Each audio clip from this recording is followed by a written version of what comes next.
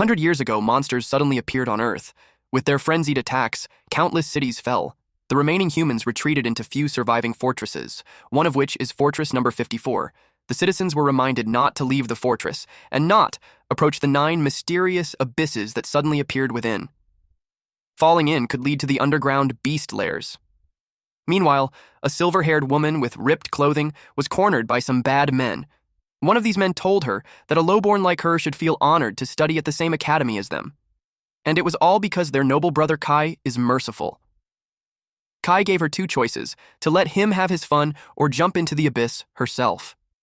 She called him a lunatic who assassinates classmates and silences witnesses. She vowed that he will never touch her and trick Goddess Lin.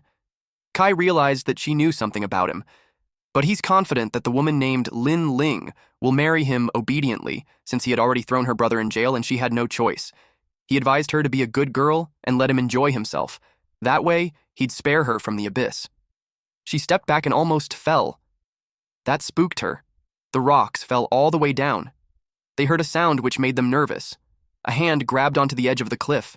It was a monster. They called it a bone-faced beast. It was a scary beast, since it can even kill awakened ones easily. Kai hid behind the woman. He pushed her towards the beast, saying that she would taste better than him. But the beast approached him. In a single punch, his head got blown away. The other men ran as fast as they could while reporting the monster via phone call. And as expected, it was no use.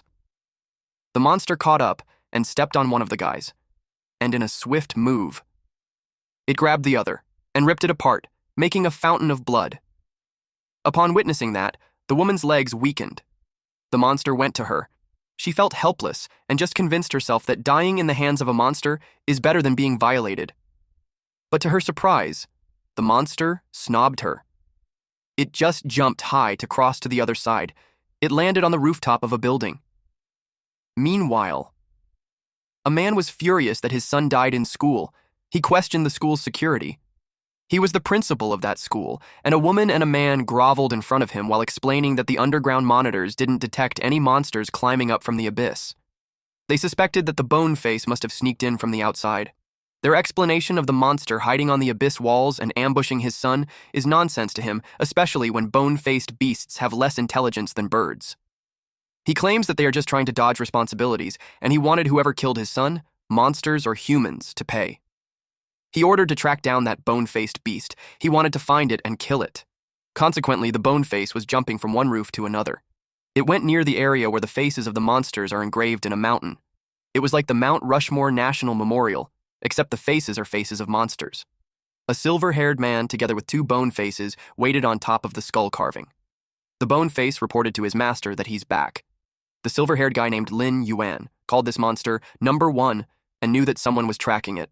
He ordered it to return to the beast space. This guy right here will also be our main protagonist, and I am sure you'll like him. Anyway, our MC told Number 2 to rest too. They became cards in his hands. Yuan was a victim of Kai, so sending him to the afterlife was his revenge. He knew that he would never expect the monster that killed him would be his pet.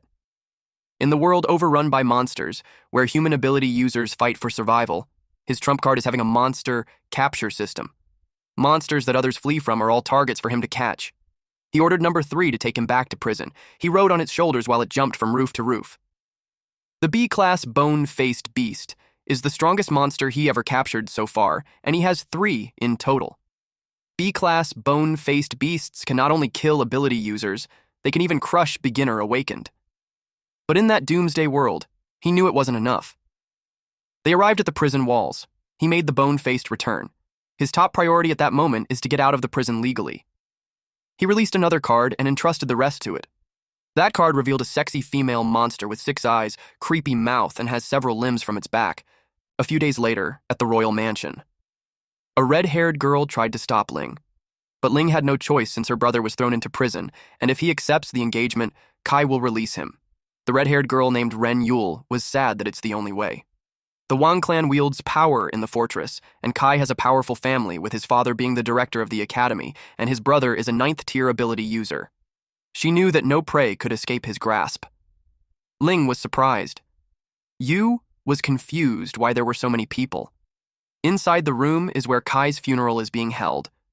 A large picture of Kai was in the center. Yu was surprised to see that he's dead. She questioned how it was possible. She couldn't believe that the demon who ruled the fortress had dropped dead. Ling cried upon seeing that he paid for his evil deeds. She felt so lucky that Kai's own wickedness brought his own ruin. She wanted to hurry and tell her brother. Someone saw them and thought she's mourning for his son. Kai's father stated that Kai chose the right fiancé, and though Kai is gone, the promise still stands. She asked if he would free her brother. He replied yes, since just a word from him, and her brother's crimes would disappear. But she had to fulfill her promise of marrying his son. Yu was confused since Kai is dead. Kai's father told her that he'd be lonely down under, so she'll have to marry him by ghost wedding. Yu couldn't fathom how a living can wed a dead person. Ling asked if he'll truly spare her brother. He told her that if she obeys and is buried with his son in a ghost wedding, he'll free her brother. He just wanted her to make sure that someone is waiting for Kai below, then he'll let her brother go. He threatened her that if she refuses, her brother and father will be buried instead. He pressured her to make a decision. It was insane. Yu told her not to agree, but Ling agreed to marry Kai by ghost wedding at the Wang clan's secret chamber. Yan, a 9th-tier ability user, promised his father that every enemy who could have hurt his little brother and every commoner girl he toyed with will all be killed by him. Then he asked if they should spare the Lin family since Ling accepted the ghost wedding. He did say he'd spare her kin, but still, he wanted all suspects to die. He instructed Yan to take care of the brother in prison, and after the wedding, they would send her father off. Yan agreed to arrange the accidental death of the brother in prison, at Blackwater Prison. The cell doors were unlocked. They held the slaughter night, wherein inside the prison, there are no rules except for killing until they leave. They have one target. They plan to make it like a brawl and beat the guy to death. The inmates agreed to it, and they made their way. Yuan was told by another inmate that the thugs were hired to kill him. The man panicked when all the cells were just unlocked. He told Yuan to run, but Yuan questioned why. The man told him that those thugs wouldn't let anyone live, and since Yuan is still young, he encouraged him not to throw away his life for pride. Yuan simply replied that if they could step into the cell, then they could take his life. The thugs hurried since the guards were gone. The man with Yuan was nervous, but he got confused when the noise stopped. Yuan initiated to take a look. The man was dumbfounded. The thugs were frozen. He asked Yuan on what's happening. The monster that Yuan released earlier controlled those thugs with her string. She used Silken Killing Array, infinite slicing, causing the bodies of those thugs to be sliced into pieces. It was morbid. The man even called it Asura's hell. He got intrigued about who this kid really is. In that apocalyptic world, Yuan lives by the rules that if none offend him, he would offend no one. But if anyone offends him, he'd eradicate them all. It was a rule of survival. At the same time, at the warden's office, a man questioned the warden if Yuan's head was guaranteed. Warden Tianqi was confident that the weak and helpless Yuan would be toyed to death by the prison bosses. The steward of the royal palace was pleased to know that. He stated that as soon as the chaos ends, he'll take the head back as a betrothal gift for the ghost marriage. Deputy Warden Bai Lin could sense that something is approaching from the outside. The steward got worried that the frenzied prisoners were rushing over. The warden wasn't worried, though, because the door can't be broken even by a tank. He told Steward Wang to relax, but the door was punched. That surprised them. It was followed by the door being blown up. It was done by Yuan's bone-faced monster. Steward Yang threatened to report him, but before he could move, he got squashed by the bone face. Lin knew there weren't any records of a B-rank bone-face beast being controlled by a human. Warden Qi threatened Yuan that if he kills him, he won't come out unscathed. He added that they have the strongest prison guards corps, and him alone will be torn apart by them. He asked Yuan if he meant them. The soldiers entered, but they pointed their guns at Warden Qi. He couldn't believe it because he personally trained those men. Yuan told him that those soldiers are now his spider's puppets. Warden Qi got to his knees and begged him to spare him. He reasoned that he was just forced by the Wang family. Yuan ordered him to hand over his warden authority chip. The warden did that but replied that it would be useless to Yuan. Yuan replied that it was none of his concern and bid him farewell. Warden Qi's eyes widened in shock. The soldiers fired at him. Yuan clarified that he only told him to hand over the chip, but he never said about letting him live. He had his own plans for the warden authority. He gave the chip to Lin and called her the new warden. Lin was surprised that she didn't have to die. UN stated that according to Fortress Law No. 54 Article 563, during a state of emergency, a deputy warden authorized by the warden can automatically be prompted to warden. Even if she's an admin staff, it didn't matter. But she had to swallow a spider's egg to become his. She stared at it, but then she decided to eat it. UN told her that as long as she obeys, she would allow her to keep her own will. She knelt down, promised to behave, and assured him that the prison would also become his territory. She could tell that her master has a long-term plan for taking control of the prison. She asked him what she wanted him to do. He told her to prove her worth. Then he stated that 3 days ago, a metallic mimic beast that invaded the fortress wasn't fully killed. The military is looking for a containment facility to receive it. He instructed her to apply to have the Blackwater Prison's beast pit to accept it. She replied that normally, the prison couldn't afford to raise an S-rank metallic mimic beast, but since she understands her master's intentions, she will do as instructed and secure their first S-rank monster. When that was settled, UN ordered her to arrange for him to leave the prison immediately. Once the S-rank monster arrives, she will have to notify him. She told him that when he leaves the prison alive, the Wang family's forces and the 9th grade ability user will likely come after him at once. Which means that if he hides inside the prison, he'd be much safer. He replied that hiding is useless, and he prefers to strike first. Days later, at the Thunder Ability Training Hall, Yuan has arrived. When he entered, some men gossiped about him, coming straight to the dojo right after getting out of prison. They wondered if he didn't know that his sister's ghost wedding was that day. They think that instead of going home, he's hiding there like a coward. One man speculated that he's there to ask the headmaster for help, but they knew that the headmaster wouldn't risk offending a noble for an ordinary member. Another man suggested that Yuan is looking for Senior Ning, who's always nice to him, but that Senior left the fortress recently and went to the northern abyss. They saw him as pitiful. No one dared to help him or stand against the powerful Wang family. He wasn't strong and had always been alone, and now, more than ever, people were unwilling to get involved with him. A blonde man noticed him enter. It was Wei Xing. He reported that they have collected all guest information and movement routes for the ghost wedding, but the 3 electronic bugs monitoring network was about to give out. He replied that he will get him some new ones. He took out his cards and unleashed several flying insects. Xing was surprised at how much there was. Those bugs were scattered in the prison, so Yuan collected them. Just 3 bugs were enough to take control of the prison surveillance and the Wang family's network. And with that many, they could monitor half of the fortress. Yuan received the synchronized data and ordered him to keep monitoring the Wang family and everyone involved in the ghost wedding. Xing wished him to be careful because all 4 teammates of Yan were there for the ghost wedding. They are the strongest 9th ability users of the generation, and since the bone-faced beast isn't found yet, a monster barrier has been placed over the wedding site. Yuan assured him that he had a plan. Xing yelled that as the only members of the anti-Wang family alliance, they must both survive. 3 months ago, Xing was almost caught spying on Kai, and he was saved by Yuan. From that day on, he swore to follow him and fight the Wang family. Yuan stated that he saved him back then because they share the same goal, and he never expected a pervert who used to sneak photos of campus girls to be driven to revenge because one of them was pushed into the abyss. He wanted to take revenge for him too. Then we saw a monster truck was being driven. The driver asked the counselor if he's really going to be the officiant for the ghost wedding. He questioned if the living can really marry the dead. The man replied that a low-born girl marrying a deceased noble is the highest honor she'll ever get. He added that if not that, a mere commoner wouldn't have access to him to officiate the wedding. He thinks that in a way, she was lucky. The driver had heard that the final step in a ghost wedding is killing the bride. The counselor knew that, and he'd personally slit her throat so she returns to the underworld forever and serves the Wang family's 2nd son. The driver brought up the topic of the bone-faced beast that attacked the 2nd son, and he thinks that attending the wedding would be risky, but the counselor wasn't worried. It was because his black dust-armored car can resist tank-class attacks.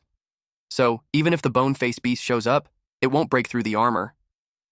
But just as they finished talking about it, the bone-faced beast appeared and stopped the car. It was about to grab them. The driver and the counselor got scared, but the counselor stayed calm because he trusted the black dust hydraulic armor. Even at full power, one beast can only drain 50% of their defense. He ordered him to drive, but 2 more bone faces appeared. Now the counselor panicked. The intel stated that there was only one beast. Yuan watched them from the cliff and ordered them to attack. The hydraulic armor's defense started at 100%. But when the punch landed, it decreased to 70%. The monsters kept punching, so the defense kept decreasing until it reached 1%. The last blow was so powerful that the defense dropped to negative 200%. After that, the bone-faced grabbed the counselor. The man could barely open his eyes. When he opened it, he saw Yuan. He told him to save him, and he will give him a huge reward. Yuan took the ghost blade for the ghost wedding.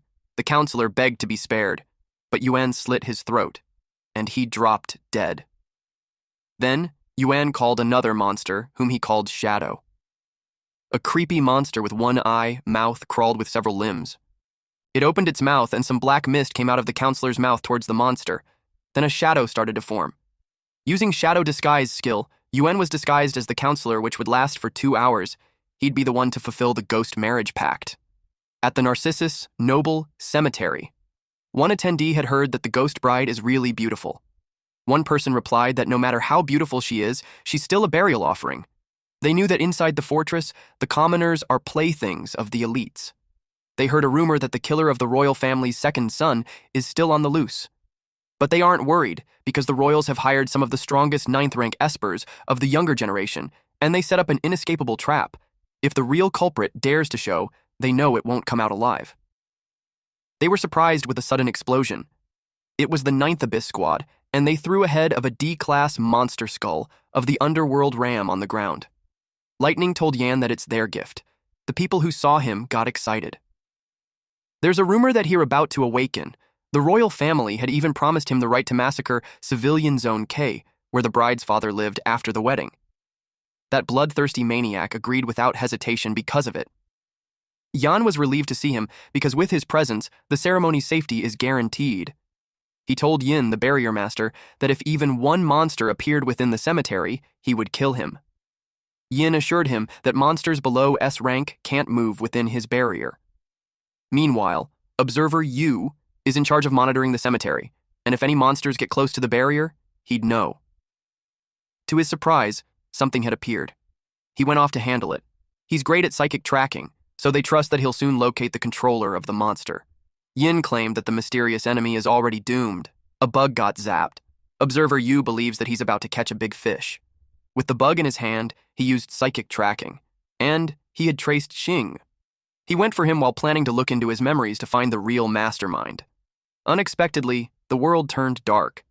He realized that it was psychic pollution. He finds it impossible to have backlash since the controller was weak, but he fell headfirst and died. Yuan used the D-class monster Soul Howl for that. As expected, Yuan's trap caught the observer perfectly. Now that he's gone, Yuan's disguise won't be detected. A few minutes later, the counselor arrived. The first thing that came out of his mouth is complaining about how a guest is being treated. He didn't like that Yan's dad didn't even come out to greet him and sent a brat instead.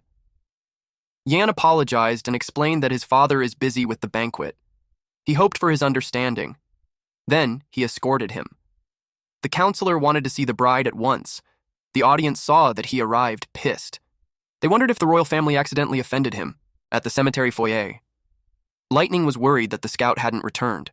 One of his subordinates replied that there wasn't any intel. It made them wonder if something happened. Lightning ordered them to go find him quickly. When the subordinate went out, the counselor saw him and called him over. This guy called Freezer Han was confused that the counselor wanted to see him. The counselor told him to come over at once since he had questions for him. The counselor intimidated him, and when he learned he was planning to leave, he demanded to know who would guarantee his safety, especially with those 9th-tier bastards being the strongest ones there. He declared that no one was allowed to leave without his permission. Freezer Han replied that it concerns the safety of their teammate. Yin supported that even if the counselor is noble, their squad operates independently, and he has no authority to interfere. That offended him, and told them that it would be the case if they have awakened, but they aren't. He suggested that they will freeze their Abyss Pass for 3 months and temporarily suspend their exploration funds from the Fortress Foundation. In addition, due to government construction, their families will be relocated from official shelters to slum zones. That scared them. The audience who witnessed that was curious about what was happening. It was evident that the counselor used his powers to suppress the 9th-level ability users.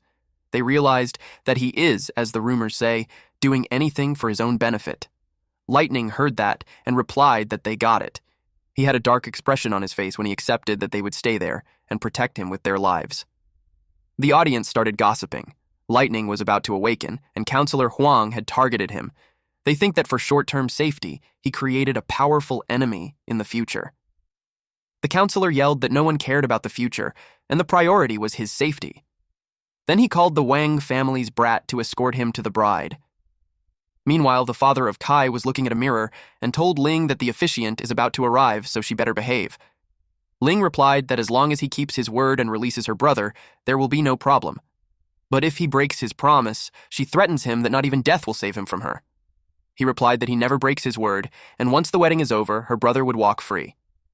He expects the butler to bring her brother out of the prison at that moment. The counselor suddenly entered and told her that she worries too much when the principal would definitely let her bother her. Then he added that if the principal breaks his word, he won't even rest in his grave. The principal told him that he's right. Ling requested from the officiating counselor that he seeks to oversee his brother's safe release. He replied that it's not a problem, and as the wedding officiant, he promised that if her brother isn't released, he'd send the whole Wang family straight to hell. He asked Principal Wang if he could make that promise. Principal Wang turned pale, but still replied yes. In his head, the counselor is really acting hard. Ling expressed that whatever the cause, she just wanted her brother to be safe. Deep inside, Yuan thinks that she doesn't need to pay any price. The principal told the maid to take the counselor to the VIP washroom to get ready, since the ghost wedding will begin in 5 minutes. And Chi escorted him. They descended the staircase. Then she told Yuan to run because sneaking there is suicide, especially when he's just a level 6 ability user. He was surprised that she saw through his disguise and detected his ability. He asked if she's a psychic user. She replied that she's only at level 3. Then back to what she was saying, she emphasized that it's a death trap, and he shouldn't be there. She told him that besides the 5 9th level in plain sight, the principal also gathered elite graduates forming a 100-person 9th level ambush team hidden throughout the cemetery. And she thinks that he's too weak and would be a cannon fodder if caught. That was quite a lineup. But he's more curious on what Anne is doing there. She replied that she's there to repay a debt. She narrated how she was saved by the bone-faced monster from Kai. And now, the Wang family has set up a trap for it. She couldn't just sit by and watch it die. He asked what she's planning. She told him not to worry about it because she'll use her psychic power to warn it when it approaches. And, if she must, she'll sacrifice herself to create a path for it to escape. Yuan couldn't believe that she'd go that far for a bone-faced monster. She argues that it's more than just a monster because it saved her from the abyss. She claimed that it was her beacon of light. Then she told him that he's just a lowly 6th level user, so he shouldn't dare talk down on her savior. Then she urged him to go at once since it was his only chance. Her plan was to find a way to create a distraction so he can't escape. But Yuan saw that they were out of time. The doors opened, and the counselor was welcomed. It was announced that the ghost wedding ceremony would begin. The counselor announced that the first step is to introduce the bride. He asked if it's time for her entrance. Freezer Han told them to wait for a moment, because they had discovered that a cockroach sucked into the ceremony and they needed to take care of that first. The audience asked what was going on. With security that tight, they couldn't believe that someone got in. Yuan was observing. They pointed at An and had confirmed she used a fake identity to sneak in. She used telepathy, and since she's doomed anyway, she decided to use psychic interference for one final strike. She'd count to 3 while he runs. She used psychic bursts. But when Freezer Han was about to strike, Yuan blocked it. Then he stabbed him in the chest. An asked him why he didn't run. Lightning realized that he's not the real counselor, and he was just using a disguise ability. Yan asked what his goal was. He shared that his goal is to leave no survivors. Lightning thinks it's a joke since his psychic ability is only at tier 6 and the wretched woman had already exhausted her power. He told him that he can't escape either. He ordered him to kneel and confess all his crimes. He told him that it was just the beginning. He shuffled his cards and released it in the air. Lightning made a barrier to block it. He called him a clown. Yin couldn't believe that Han died to someone like him. It made him laugh. But, to his surprise, in a blink of an eye, his finger was sliced. Yan told them to watch out since the card flew from behind, but that didn't help much because Yin's head had already been cut. He noticed that the card was supersonic. An asked him how his psychic power spiked to peak tier 9. Although he can't summon monsters in the barrier, he could equip their cards. and that's how his psychic control jumped from Tier 6 to peak Tier 9 in an instant. Lightning stated that control-type users are fragile as paper. Even if he cheats to reach Tier 9, he's confident that he can reduce him to dust with a single flick. He added that he should consider it kindness that he'll see the wrath of the Thunder God before he dies. An apologized to him that she no longer has enough energy left to interfere and help him escape. She got zapped along with the others. When Lightning used the electromagnetic thunder field, Yuan asked if that was the legendary thunder pressure fist. Lightning replied yes, and told him that it's time that he faces divine punishment. To his surprise, a big muscular shadow has formed. He was annoyed to face another illusion created by psychic interference. He vowed to shatter them all using his ultra thunder pressure fist, but when the dust was gone, he saw the face of the large monster before him. And unexpectedly, there wasn't even a scratch on it. He questioned how a monster of the Awakener level was there. Yuan called him an idiot and pointed out that he just killed the barrier master so naturally, the barrier was gone. The monster encased lightning in its hand, which made him panic. Yuan replied that he's simply swatting a fly. When the monster closed its hand, blood gushed out from the crevices. It rained blood in the hall. Yan was dumbfounded. Then he realized that the one who killed his brother was standing in front of him. He asked him what he's after. Yuan carried An on the way out. He replied that he's there to hold a ghost wedding. And that was the beginning of it. He planned to send the whole Wang family down there to reunite. At the same time, someone appeared on the scene. It was Principal Wang who had been waiting for Yuan. Yuan asked him if he's that eager to avenge his son. He was furious. He reasoned that if he doesn't avenge him, then he's not worthy of being his father. He planned to claim back justice to his family. Yuan questioned him about the people his son killed. On top of that, he initiated a ghost wedding. But Principal Wang arrogantly replied that the lives of commoners are worth less than ants inside the fortress. And no one takes responsibility for ants crushed underfoot. He added that Lin family's daughter being buried with his son is his act of showing grace to the Lin family.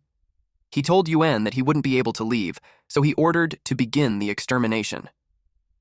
Yan called the extermination squad made up of elite student council members from every generation of Radiance Academy and ordered to surround Yuan. Those men enthusiastically charged in. They surrounded the halls, determined not to let him get away. That's what Yuan wanted too, because he doesn't want anyone to live anyway. He reasoned that a true wedding should send all of them to the underworld. Then he summoned a black and white Wuchang beast, grade 0, and hasn't evolved yet. Those monsters played some kind of instrument. Yan was surprised to see these. He wondered what they were. The monsters then used their skill. Then it released a bright purple light outside the building. And it sucked the soul of the extermination squad out of their body. One of them recognized that it was a soul-locking monster that attacks with sound waves. In the abyss, encountering them often leads to total wipeouts. She told them to stay within 10 meters of her, and they can resist the sonic attack. Yan ordered everyone to gather around the 4 student council presidents who had been half awakened in strength, and they would proceed with their plan. One of those presidents is President Lin, who can protect them within a 10-meter radius. She stated that anyone who gets close will be killed by her. The other one is President Zhu, who has a protection radius of 20 meters. He firmly told them that he doesn't protect the weak. Then there's President Twilight, with a 30 meters protection radius. And lastly, President Mo, with a 500 meters protection radius. He stated that the soul-locking beast uses sonic attacks, but it has extremely weak physical defense. He locked onto its weak points already. Everyone agreed to follow him. Unexpectedly, it started snowing. When inspected, it was paper copper coins for the ghost wedding. But it was poisonous. The guy that was poisoned splurted out blood from his torso. Several men experienced that too. It was like the poison was cutting out their body, making them bleed. Yin identified that it was the spores from the monster called Yin Corpse Mother Vine. It was a large, round monster with tentacles. It appeared at the top of the cross of the cemetery. Yuan stated that in a ghost wedding, everything should be buried with it. President Mo stated that the Yin Corpse Mother Vine is only a grade E monster, but as long as its roots reach the graves, it can use corpses as nourishment and evolve rapidly. Because of that, he could tell that it already evolved to grade C. With the cemetery holding both nobles and the remains of powerful figures, the Yin Corpse Mother Vine could evolve to its limit until none of them could survive. But President Mo states that it's unfortunate for the murderer to run into him because nothing they planned would succeed. He ordered that they weren't strong enough to find cover to avoid the spores, while the presidents advanced with him at full speed. He was confident that if they could defeat it before it evolves, they would win. The presidents agreed. They covered their body with aura and flew towards it. Seeing the cannon fire as dense as a blizzard, President Lin knew they couldn't advance. President Mo replied that it's not a big deal. He told everyone to form up according to his instructions so they can break through easily. Inside the hall, Yan had observed the tactic of the enemy, which is to use corpse vine spores to prevent the 100-man corps from teaming up to kill him. He doubted if the 4 great guild leaders could take him down alone. His father assured him that there's nothing to worry since they have Wang Mo, a genius that he picked up from the slums. Mo is the guardian of the fortress that their Wang family built with endless resources. He can even be considered a monster with 100% win rate, even against awakened class beasts in the abyss. That made him confident that a freak like him will do whatever it takes to win. But looking at the guild leaders, it was like life sucked out of them. They could feel their powers being absorbed. President Mo stated that the reason for his 100% win rate isn't just because he can predict every battlefield change within 10 minutes, and it's because he's willing to sacrifice every win. Yan got overwhelmed seeing how President Mo temporarily awakened, and he even devoured 3 great guild leaders. Contrary to him, President Wang was pleased to see that the genius from the slums would stop at nothing to reach his goals. Years ago, the brother who raised Mo opposed the adoption, so Mo burned him alive in his own home. Mo told him that his spatial ability has already sealed off the space. With that, he was certain that even a bone-faced beast can't break through while the corpse vine still needs 3 minutes to finish evolving. Unexpectedly, a beam of light pierced through it and hit his chest. He couldn't believe that the seal was broken, and he was surprised when he saw that the corpse's mother vine had evolved. He finds it impossible since there were 3 minutes left. Yuan replied that he equipped the monster with an evolution speed of plus 10%. Principal Wang couldn't believe that Mo was taken down. It made him furious. His son was gone now, even his foster son was dead too. Yuan could tell that the foster son mattered even more than his own son. He knew that Principal Wang poured countless resources into him, expecting him to eventually make him the president of the fortress. But now, his hope was gone. Yuan told him that his thirst for revenge made him use his trump card early, and now, the Wang family's future is completely ruined. Principal Wang asked who he was and questioned what the Wang family had ever done to him for him to destroy them like that. Coincidentally, the time was up for the disguise skill, and it revealed who he truly is. Principal Wang was surprised to find Yuan, especially when the prison confirmed that he was killed. Yuan revealed that the death notice that the prison gave him was written by him. He remembered that he brought him a gift for the ghost marriage. It was the head of the steward. Turns out, he is also the older brother of Principal Wang. Out of anger, Yan attacked him, determined to kill Yuan even if it killed him. His attack was blocked with a barrier from the skill space enshroudment. The foster son that Principal Wang poured his heart into became a guard for the corpse mother vine. He's liking the spatial abilities of Mo since it was truly useful. He deemed that it was time for the foster son to escort the whole family to the afterlife. Principal Wang tried to use Yuan's sister to bargain with him, but Yuan gave the order to kill to Mo. He shattered the barrier, using his ability called Space Shatter. And just like that, the Wang family members were reduced to ashes. Our MC was oblivious that the moment he killed the sealer, he switched his sister with a shadow double. The bone-faced carried on, while he carried his sister so they could go home before the doom envoys of the fortress arrived. A few days later, a group of people in black hood with candle marches on the street while yelling that the apocalypse will eventually come. Only by worshipping monsters can they survive. They encourage the people to join them to preserve themselves and be the last spark of humanity. They claim that the cemetery that shook the entire fortress marks the true arrival of the monsters and that the fortress can't protect them. Worshipping monsters would be their only way out. Our boy listened to them. An became a member of the cult and spread news that she recommends Boneface Beast number 1 since it once saved her. She claimed that it's a divine messenger truly benefiting humanity. She told them that she had devoted herself to it. Yuan thinks it's a bit much since it was just a bone-faced beast. She invited Yuan to join them too, especially when he's one of the survivors from the cemetery incident. She told him that without her master, a 6th-tier ability user like him would already be dead. Yuan inquired on how she worships it, She passionately replied that she will devote everything to her master, her soul, body, and all, to be used at its will. It's her way of showing her devotion. Yuan suggests that she holds back and leaves, but she didn't want him to go since her goal is to make the bone-faced beast famous in the organization, then bring it to the world stage and make it one true god of that world. Deep inside, Yuan felt that the world is heading in a strange direction. Mo arrived from the Justice Division. Yuan confirmed that no one has found out that the youngest deputy minister of the Justice Division is already dead. Corpse Guard Mo replied that he's extremely careful, so there's no chance of being exposed. He followed his instructions and erased all traces he might have left during the cemetery battle, using his authority. He also reported that Huang Long, who inherited all of the Wang family's assets, has been investigated. He's the strongest fire element awakened in the fortress, with countless disciples, and Yan had officially registered to become his disciple. With that information, Yuan is now aware of why Long had sought a meeting with him. After devouring the Wang family's assets, Long is now pretending to resolve the feud on their behalf. Keeping that in mind, Yuan decided to meet him. Mo warned him to be cautious because Long is very strong. He suggested that he avoids direct conflict with him. Yuan had his own plans, so he told Mo to continue being undercover in the Justice Division. He emphasized that Mo is just a corpse guard card.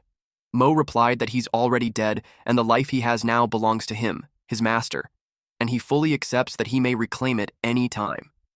He vowed to be his most loyal dog. Yuan told him to go and wait for his next command.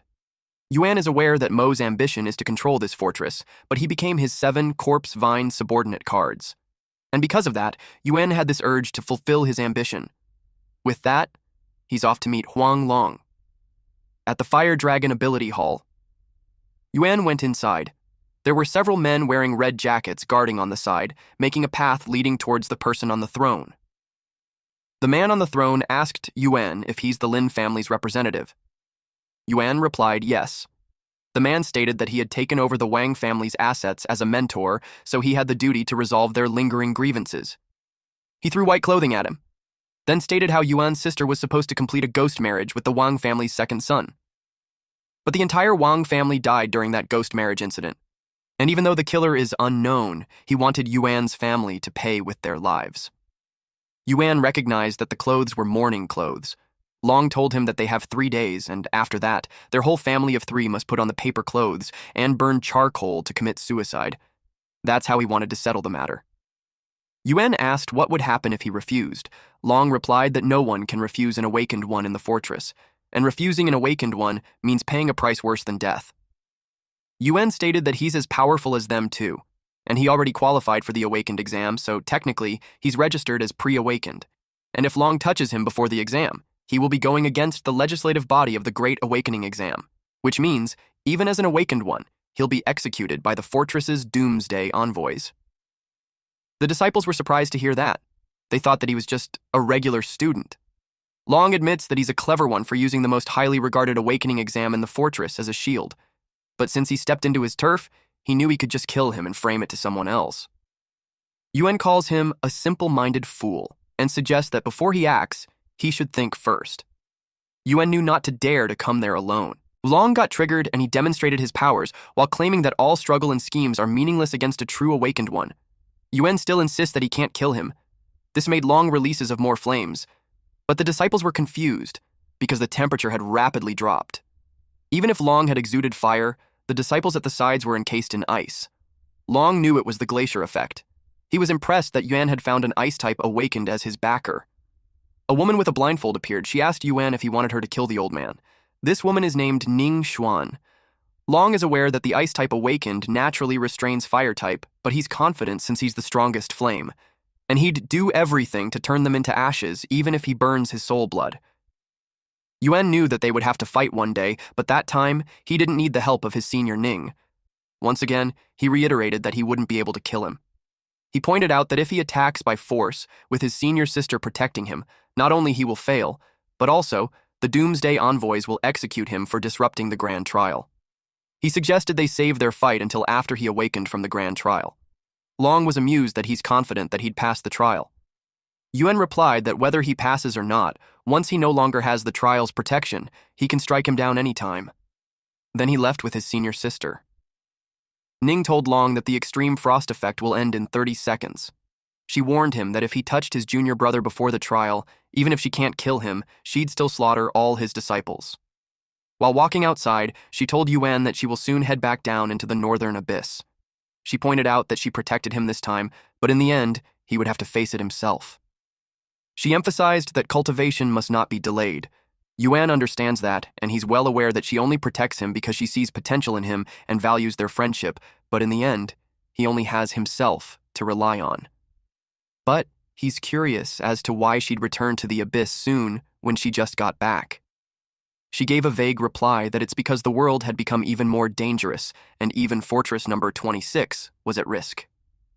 She knew that even their fortress is no longer safe, so she advised him to get stronger fast and pass the awakened grand trial. Yuan was confident about that, and just like that, she said goodbye. But Yuan told her to wait. He removed the leaf on his forehead. She blushed, but also she warned him not to get close to her again so suddenly, otherwise she'd instinctively draw her sword. Then she set off. Deep inside, Yuan knew that she only came back from the abyss because of his request. That motivated him to grow stronger, enough to protect her.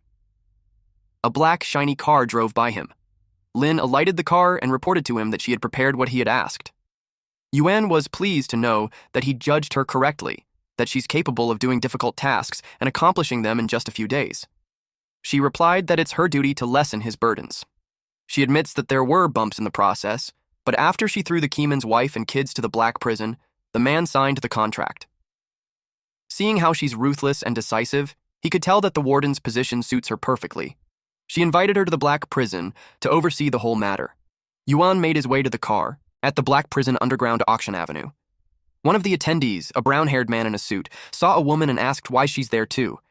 He shared that he got the info from the dark web and spent $300,000 just to get the entry ticket.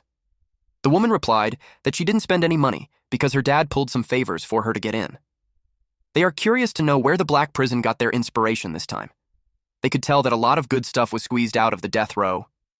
Inmates and tickets alone are very much profitable already. They commend the new warden for being a genius in the underworld. They could tell that whoever marries her will save themselves 10 years of hard work. But a man disagreed because he knew that even if she looked delicate, she's also high and mighty like a queen, and people like them couldn't reach her.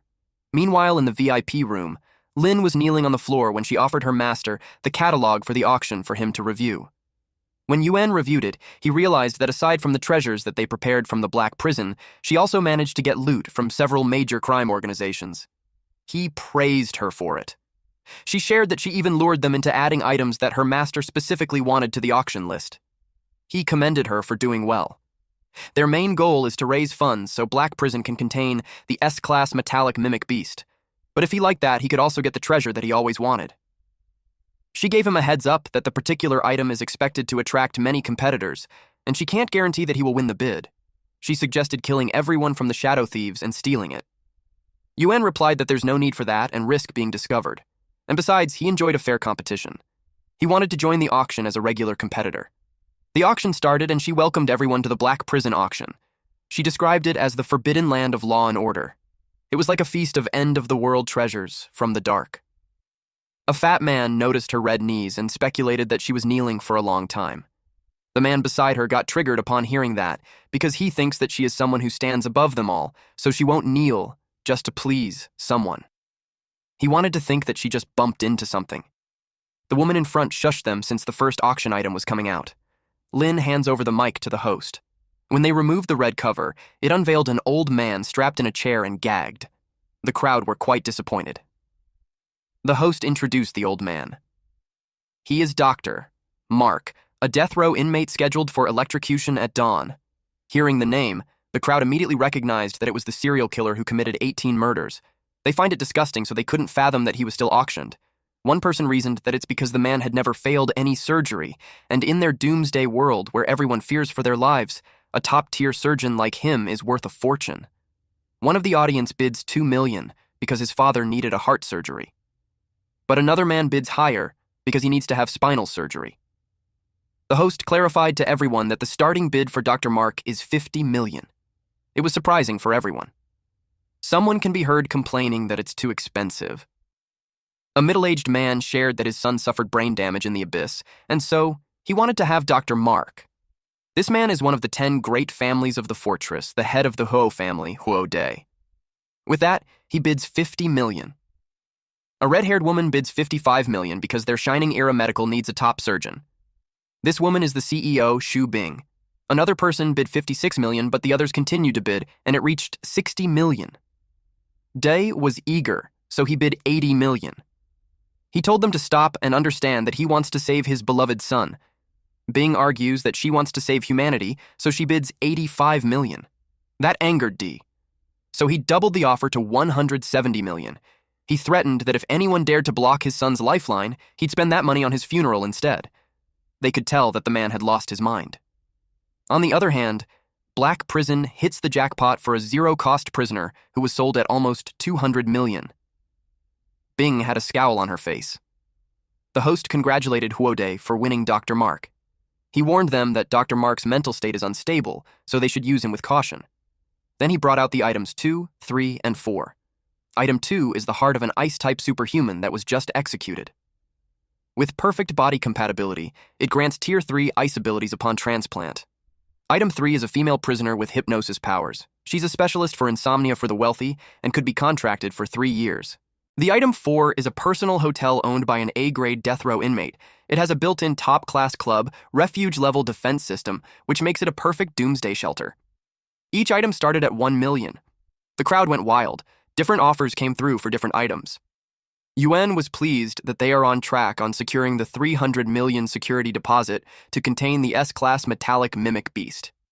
He commended her for her gifts from heaven, her item selection, and business-mindedness.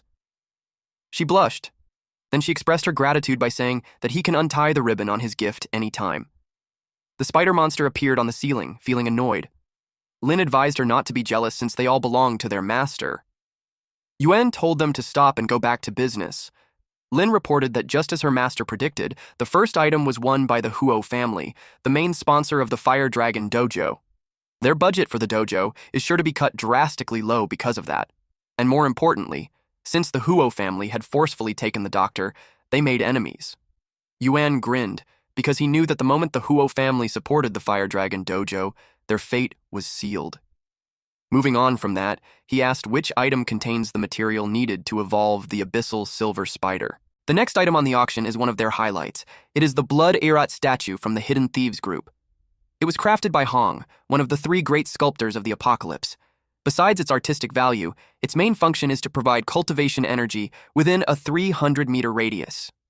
Some dojos don't even have treasures like that.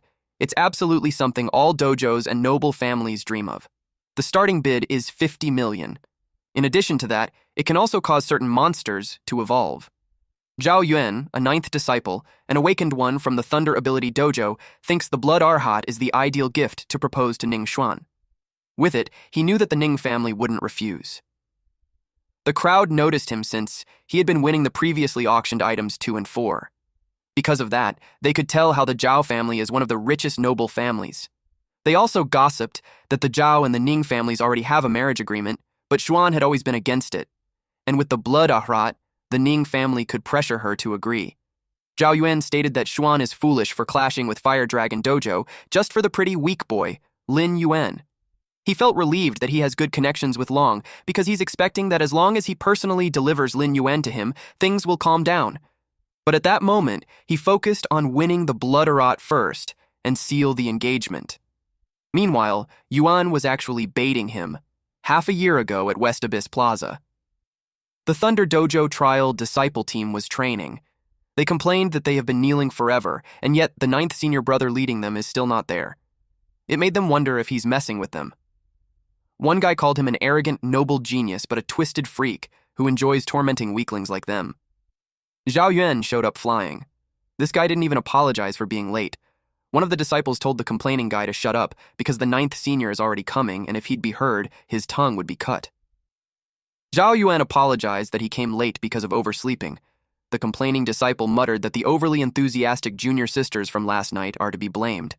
The disciple in front of him replied that instead of being enthusiastic, they are more likely threatened since anyone who resists would end up dead at his hands. They wanted that psycho to be punished, but Zhao Yuan told them not to resent him just because they knelt too long.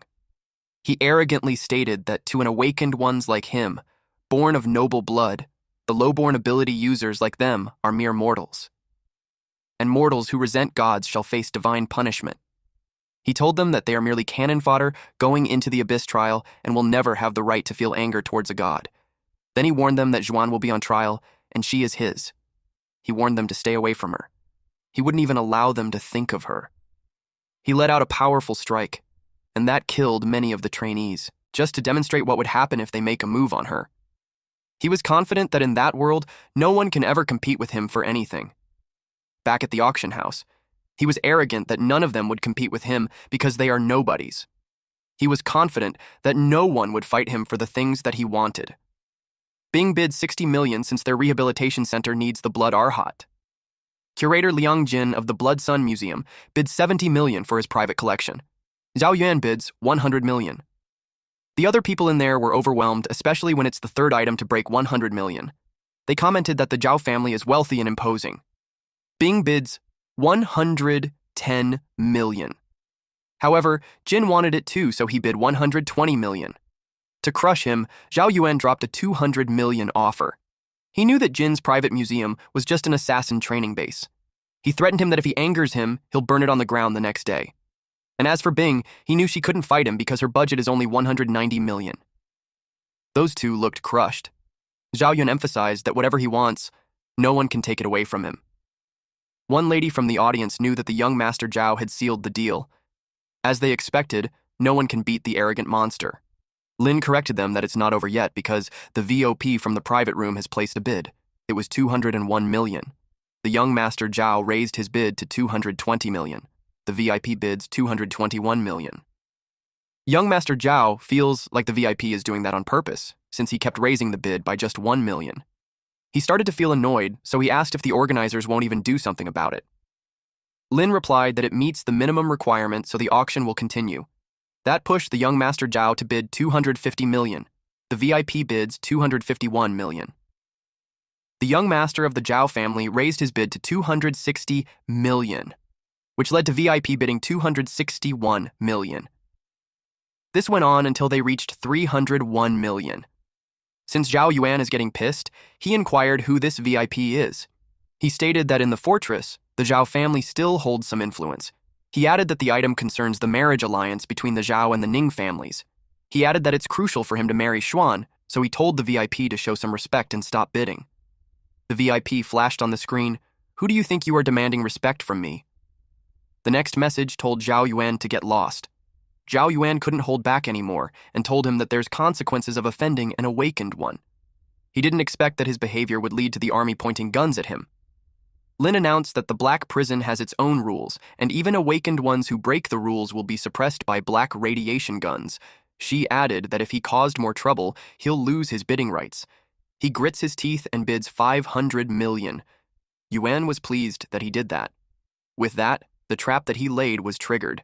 That was surprising. The crowd was aware that even for the Zhao family, 500 million isn't a small sum. Jing knew that 500 million is the absolute limit of what the spoiled brat can use, but then, no one can compete with that. Zhao Yuan pointed out how the VIP dared to compete with him when it didn't even deserve to sit there. But as if to tease him, Yuan bids 800 million. The crowd went wild. They started wondering if the blood Arat is really worth that much. The crowd realized that the VIP was crazier than Zhao Yuan. The VIP flashed on the screen an insult to Zhao Yuan. He called him weakling and told him to leave. Of course, Zhao Yuan reacted to that. He was so pissed off that veins on his face were showing. A blonde man appeared and offered the young Master Zhao a hand in terms of funding.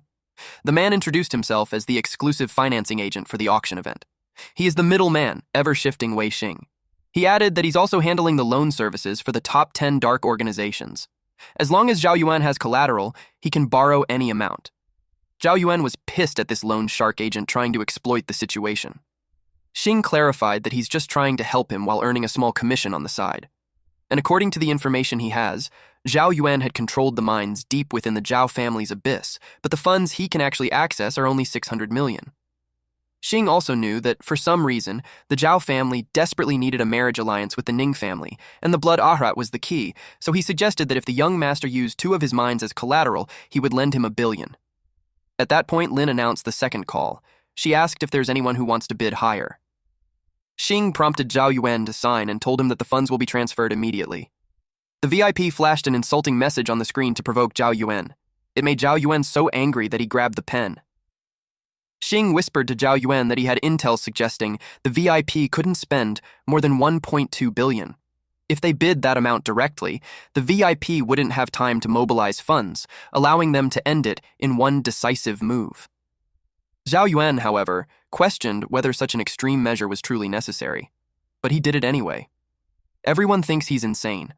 With that amount, the crowd had also confirmed that the Zhao family really owns some mines. It really has reached a point of no return, and that was what our boy was aiming for. The VIP bids 1.6 billion, though. Everyone's jaw dropped. Xing was unfazed and informed Zhao Yuan that if he signs the new contract, he will provide him with another 1 billion in funds, but he'll have to use his 6 remaining mines as collateral assets. Zhao Yuan's head whipped to him and questioned his intel that said that the VIP can't use more than 1.2 billion. Xing simply replied that they missed out the hidden funds that the VIP had. He instructed him that this time, after putting up the collateral, he should immediately bid 2 billion, and if he doesn't win, both the old and new contracts can be voided at once.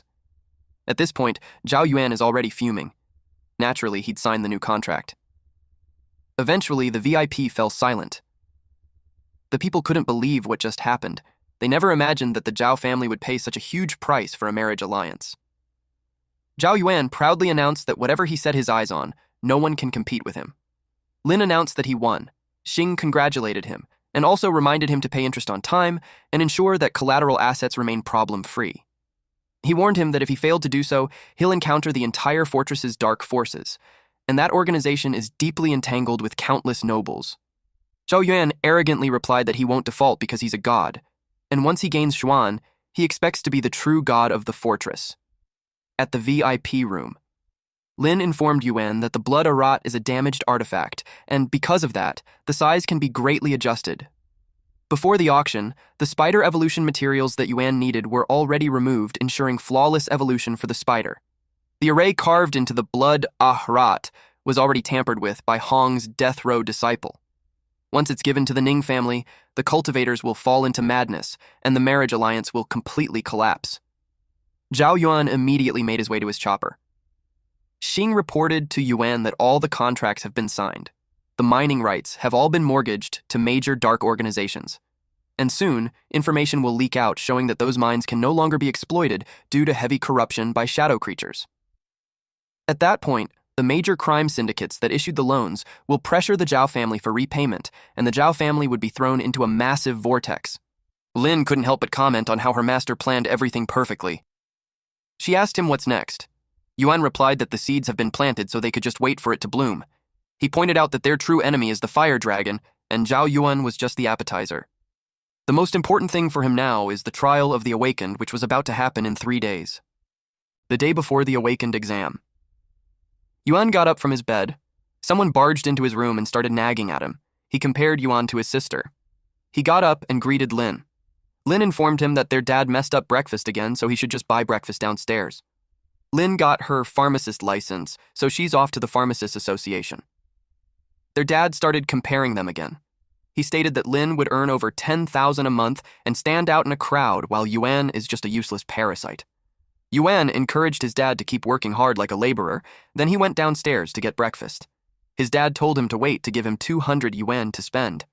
He stated that even though he's usually useless during the monster incident cemetery, he still carried his sister back in the chaos, and that showed his courage. But he knew his son was weak, so he advised him that if he sensed danger, he should stay far away. He replied that he understood, and hurriedly left since the breakfast shop is about to close. His dad kept nagging, but he ran as fast as he could. In his head, having an overprotective dad is such a headache. The shop owner asked him if he'll get his usual. Yuan replied yes. His usual is a meat bun, fried dough sticks, and soy milk. The shopkeeper wrapped it up and gave it to him. He was advised to hurry before someone mugs him on the way. It was because their world is too dangerous. The lady across the street shared that she watched him grow up, and she knew that he's the most behaved kid on their street. She added that even if he's timid, he's reliable, that she honestly wanted to marry her 40-year-old daughter to him. As Yuan passed by, the adults kept talking to him. He told them that he's heading to school and he'll come help out after. An old man sighed because of the thought that good kids would just be on the bottom of the food chain. Suddenly, several cars arrived on that street. Those thugs informed them all that their boss just got back from the Blackwater prison and he wants to meet them all. The people on the street turned pale. Since Biao is back, they know that they are doomed. They knew him as a greedy thug, and the only way to survive is to buy safety from him with money. The man has red hair and has stitches across his forehead. He noticed that the business is booming for all of them, but he stated that with how chaotic things are, security is getting harder to maintain. He offered them a deal that from then on, the protection fees would be tripled. One man tried to explain their situation because triple the amount was too much. If it was raised to triple the amount, most of them would have to close the shop and they couldn't really afford anymore. But Biao was determined not to give them a way out. He didn't care if they closed their shops or just pay up a full year's security fee. He threatened to tear the place down and beat everyone inside and burn the shop. His men started moving. The shop owners kept begging. Yuan came back to the street because he forgot to pay. When Biao saw him, he got scared. The shopkeepers got worried for him, so they urged him to just go. They told the thugs that an honest kid like him had nothing to do with it, so they shouldn't give him a hard time. The thug demanded that the kid pay the security fees too. Biao turned pale and smacked him good while asking if he had a death wish. All the thugs dropped on their knees and hands. Yuan asked what was going on. Biao called him master and explained that he just got out of Blackwater prison and he didn't know that it was his territory. He admitted that he messed with his friends and, because of that, he deserves to die. The shop owners in the streets were so surprised that a quiet, honest kid is the underworld boss. Yuan just realized that he's fucked. His image had collapsed and he had no face to show his neighbors again. Biao promised that if Yuan forgives him, he'd cut off an arm to prove his loyalty. Yuan's neighbors are even more shocked. Yuan simply played dumb and told him in a nonchalant face that he had mistaken him for someone else. He suggested that Biao mistook him for Da Zhu, the prince of the underworld, his classmate, who to be his look-alike. Biao turned pale hearing that. As his subordinate, he knew it would be impossible for him to be mistaken. But he got Yuan's point and stated that it was just all a misunderstanding. He stated that an ordinary student couldn't possibly be the prince of the underworld Da Zhu. Now that the misunderstanding had been cleared up, it was time for him to go to school. He reminded those guys not to frighten the neighbors. The neighbors were left dumbfounded, but they believed that Yuan was just mistaken for his classmate by the gangsters. They had faith that an honest kid like Yuan could never be the master of a gangster boss. Though, the woman felt that something was off. But she didn't pay much attention to it since she believes that Yuan is too honest to have anything to do with the underworld.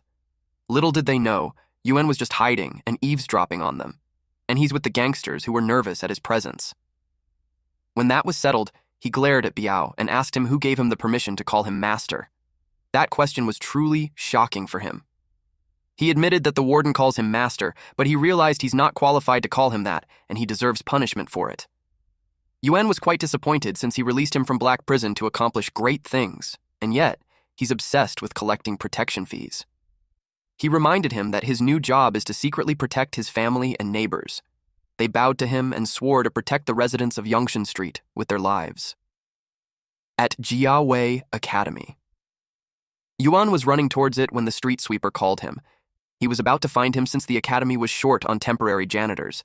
He negotiated with the supervisor to make a spot for him so he could earn money to help his family.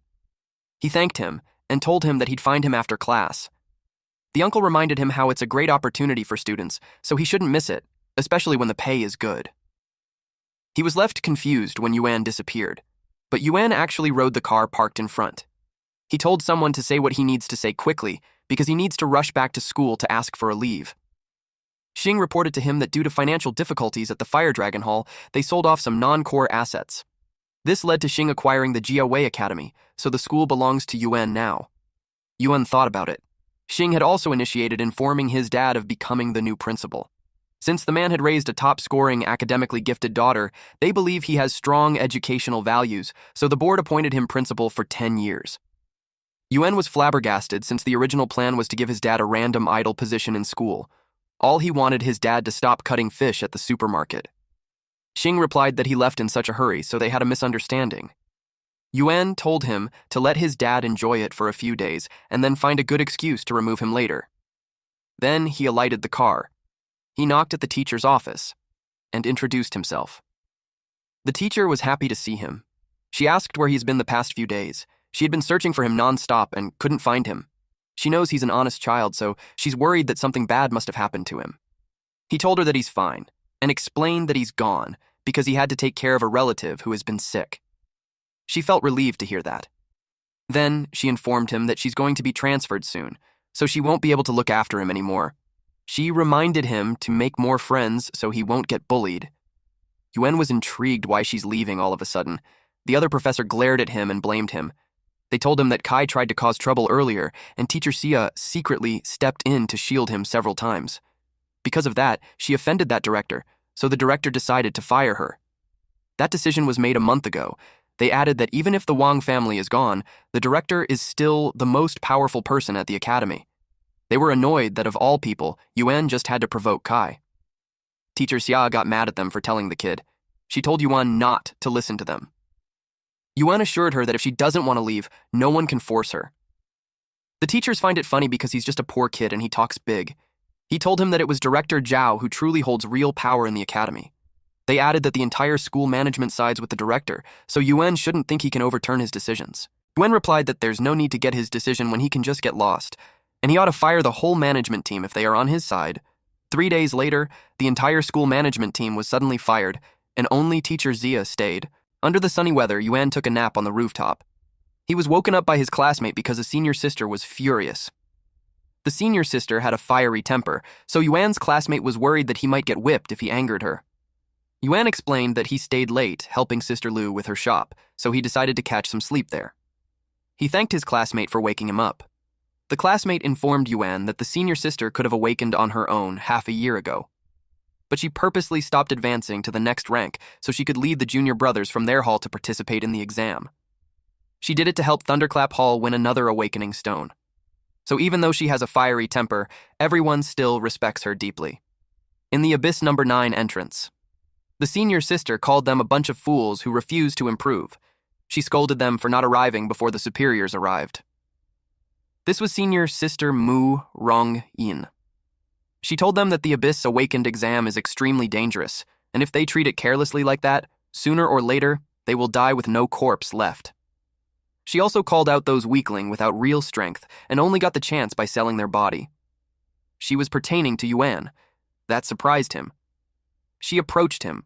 She was hostile towards him. She told him that senior sister Ning is a martial arts fanatic and naive about worldly affairs, which is why she was deceived by a pretty boy like him. She said it to his face that she despised people like him who sneak in through dirty connections. She told him that he won't survive in the abyss just by charming women. She also advised him that if he lacks strength, he should quit now, since she also doesn't have the energy to protect him. Yuan smiled at her and assured her that he can take good care of himself. She doubted that. She threw something at him and told him that if he's trapped in a desperate situation inside the abyss, he should activate it, and she'll come right away. He thanked her for it. She muttered that pathetic weaklings, like him, aren't even worth a proper glance from her. But she knew that if he died, senior sister Ning would probably grieve for a long time. Mo entered and announced that there will be a routine inspection. The students were happy to see the Minister of Justice. He caught a lot of students' eyes because of his record-breaking achievement, becoming a Minister of Justice without being awakened. They were being fanatic since Mo could be one of the top 3 geniuses of the generation. Rongyin took this chance to rub on Yuan's face how he's just a speck on the ground, especially compared to Mo, who is like the blazing sun. But she finds it strange that someone of his high status would come to handle security for the exam. One of the guards asked for her Abyss access pass. She forgot it. She asked if the digital pass was okay. The students were shocked to hear that. They couldn't believe her. Missing one of the 2 certificates means instant disqualification, and if she's out, they're done too. They claimed that women's vanity will be the death of them. Tears pooled on her eyes. She begged them to let them in. Otherwise, she won't be able to answer to her master and will be severely punished. Mo told her to leave at once. Yuan told him to make an exemption. Rongyin called him out for causing trouble because she knew it won't work unless he's a god. Mo replied that it was not a problem and allowed all of them to enter. Their jaws dropped when it worked. Yuan simply stated that they're lucky. Mo wished them to be safe and well. The students were amused that Mo bowed to them. but they think it was outrageous since he's the most arrogant genius and there's no way he'd be polite. They felt incredibly lucky. Rongyin tripped. Yuan caught her before she reached the ground. She blushed, but she acted prideful. She told him to stop acting nice since she isn't someone like the senior sister Ning. She even told him not to expect any thanks from her. She walked away furiously. They rode the elevator, but no one knows how deep the Abyss 9 goes. Even by elevator, it takes 3 hours to descend. And since most abyssal data are confidential, they will only find out more things about it once they are down there. Several elevators descended at once. Eventually, they arrived at the destination. The students complained that the 3 hours felt as long as 3 days and nights. They felt relieved to finally have arrived. They noticed Yuan sleeping in the corner again. Rongyin told them to ignore him. When they got out of the elevator, it was freezing. They felt like they transmigrated to another world. Yuan eventually woke up. Rongyin told him not to stray more than 300 meters from her. She reminded him that even the slightest carelessness can lead to total doom. They were welcomed and informed that the exam will begin at once. The first phase is a survival game. The 10-second countdown started. In the survival game, if they have stayed alive for 48 hours, they will be able to advance to the second round. One student asked if it meant that he can advance if he stays in the square. The other student explained that in 10 minutes, the protective barrier around the square will completely vanish. All security staff will withdraw, and monsters will flood in like a tide. Abyss No 9 is partitioned into 7 zones: gray, green, blue, yellow, red, purple, and black. Staying in the starting zone earns 1 point per hour. While the gray zone offers 10 points, green zone has 50 points, blue has 100 points, yellow is at 500 points, red at 1,000 points, purple at 5,000, black has 10,000 points per hour. A leaderboard will rank survival scores, and the top 100 will earn rich rewards. Top 10 rewards, which includes 20 A-rank ability potions, a stability gem, C-rank ability blind box, and 1 half-step awakening stone. The rewards are incredible. With a stability gem and the half-step awakening stone, the chance of reaching the 9th rank awakening increases by at least 90%. A-rank ability potions are also top-notch. Each one has a unique genetic code, making them extremely valuable. If someone unregistered uses one, they will be immediately hunted down by the Drug Administration. Those potions are completely unavailable on the market. Yuan was thinking that with 5 ability potions, he can advance from the 6th to the 9th rank. And since the 9th rank is a necessary condition for awakening, he'll aim for a top 10 spot. They asked Rongyin which zone they will be in. She replied that their target is yellow. She told them to leave before the barrier lifts and the first monster tide hits. They all turned pale upon hearing that. Aside from her, they doubted that any of them could last even an hour. They knew it was way too dangerous. She promised to protect everyone, so they have to stay close to her. She told Yuan not to leave her side no matter what. Yuan replied that he got it. One man offered to guide people to the blue zone for 1 million. When they avail his service, it will help them avoid the monsters that could wipe them out early on or falling deeper into the abyss. A lot of people were interested. A student suggested to Rongyin to join too since it could save them a lot of trouble, and it's safer to stick with a big group. She agreed to it and planned to leave the group after they reached the blue zone. 1 hour later, the guide informed them that once they cross the black sand zone, they will arrive in the blue zone. One of the men in the group felt like he just wasted money since there weren't even any monsters on the way. One of them realized that the abyss wasn't as scary as the rumors say, except for it being a little dark. The guide replied that it was because he avoided every place that could have had dangerous monsters. Then he called Yuan a pretty boy who's living off a girl. He noticed how those two stuck together the whole time, and that when he moves slightly away, she gets mad like he is her exclusive possession. Rongyin blushed. Then she screamed that he's weak, so she was just trying to protect him. The man replied that he gets it. He even shared that when he was young, he didn't even want to get out of bed. The people with them started gossiping. Rongyin is a proud genius of your generation, so they think the pretty boy was lucky to have found himself a powerful backer. They realize that being too weak can also be an advantage since it attracts sympathy from beautiful women. One of them stated that someone strong like Rongyin will grow bored quickly. She offered to take care of Yuan instead. After that conversation, the guide informed them that they will arrive in the blue zone in 20 minutes. At that point, he can't guarantee all of them will still be alive. He warned them to stay alert. Unexpectedly, before he could finish his sentence, his head was already cut off. Everyone froze in shock. The fun ambiance was immediately turned to fear. The culprit was a bipedal monster. They called it a headhunter, because it is a monster that collects human heads. It is immune to weapons, and if it targets someone's head, that person is as good as dead. They immediately retreated. It targeted the woman, who offered to take care of Yuan. The others knew that she was under mind control, so she couldn't move. She's far from them, so they knew they couldn't pull her in time. The headhunter attacked using its tail. The woman saw it coming. Surprisingly, the tail was cut off. They were all confused on who made a move to save her. It was Yuan. They were surprised to find out that it was the pretty boy. They couldn't fathom how it was possible that a single playing card cut off a tail as hard as alloy. Rongyin was shocked. The monster shrieked loudly. He threatened that cutting off the tail is just the beginning. The woman approached him and admitted that she misjudged him. Then they noticed that there were so many cards on the ground. They realized that Yuan threw nearly 100 cards at once, and one of them randomly hit a vital spot. They knew that the only weakness of the headhunters is the tail, and it's nearly impossible to hit it when it's moving too fast. One man whispered to the girl that devoting herself to him might only make her suffer, and he was just lucky since he's a pretty boy. She replied that she doesn't like owing favors, so she'll accompany him once and then leave. Yuan simply replied that luck is also part of strength. After that, he pointed out that their surroundings have changed. It made them notice the several headhunters at the top of the cliff. They got spooked that there was a lot, and they eventually got surrounded. Unfortunately, they have run into a massive hunting monster swarm. They panicked since they didn't expect this, especially when they are still in the green zone. They realized that the monsters don't care about the human zones. Yuan knew that there's no way they could fight off tens of thousands of headhunters. Now, their only option is to break through and gather their strength and carve a bloody path before the horde fully encircles them. Rongyin decided that they will charge. She ordered all the Thunderclap disciples to listen up and stay close behind her. She told the other people from different halls to charge with them, and whether they survive or die will depend on their own fate. Everyone charged. Rongyin used her massive sword and slashed those monsters.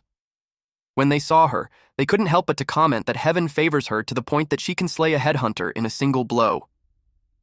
When she made an opening, everyone followed her. They were determined to kill them all. She told them to hang in there since they're close to getting out of the swarm. She checked Yuan if he's okay. They panicked when they realized that he's missing.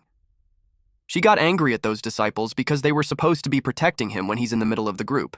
She asked how he could just vanish easily. Someone replied that there's a mutated headhunter species that can turn invisible, so they speculated that it might have captured Yuan. A disciple stated that it is a savage mutated variant only found among tens of thousands of headhunters, and if it targeted Yuan, then he'd be in great danger.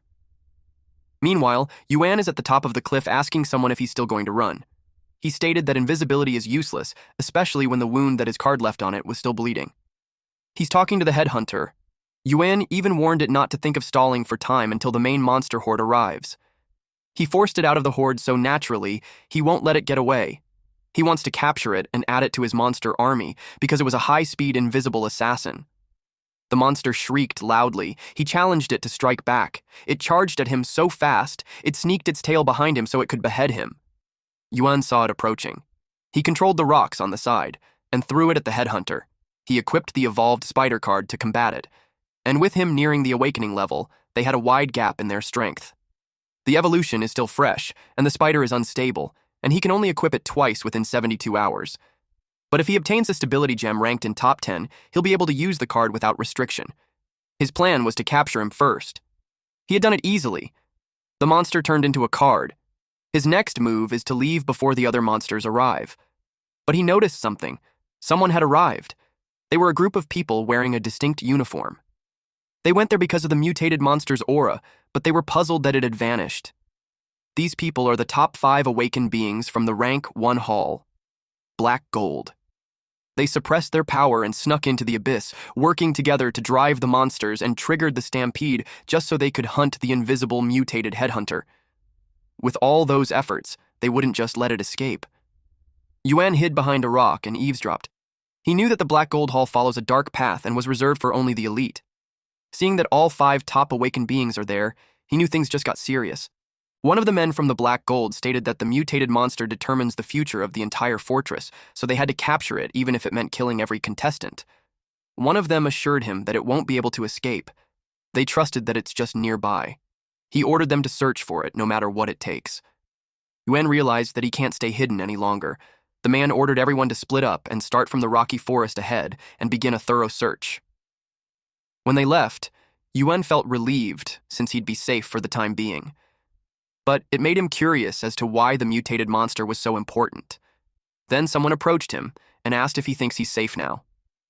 They all appeared in front of him. One of them has the ability called holographic scanning, and it was easy for him to spot a rat like him. They wondered how much this rat overheard their conversation. They didn't care how much it heard, they would definitely destroy it. They looked down on him and didn't want to bother interrogating him, so they would just kill him. Yuan realized his fate was sealed, and they wouldn't even let him speak. They told him that he doesn't even deserve it, because in a world of survival of the fittest, even begging is pointless for the weak. Yuan exudes a terrifying aura and tells them that they could go ahead and scan his current power level. Those from Black Hall Guild were spooked that his spiritual power is at the awakening level. They couldn't imagine how it's possible when it took them at least 10 minutes to unseal and regain awakening level power. He told them that it takes less than a second to equip his spider card, and he challenged them to attack within 10 seconds. Even when they couldn't unseal their strength, they still decided to charge altogether to kill him. Yuan decided to lend them a hand instead. He will unseal everything.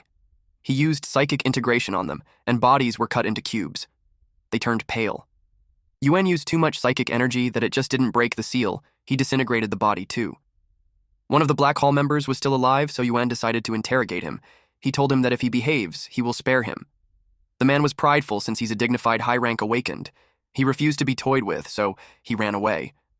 But he could feel that he's moving slower this time. Yuan revealed that when he unsealed the others, he placed a slowing seal on him. Since the man would never obey him, he told him to die. He released the headhunter from its card. The man was surprised to see the invisible, mutated monster. Yuan mocked him by congratulating him on finding the monster that they have been looking for. The man's head was cut off.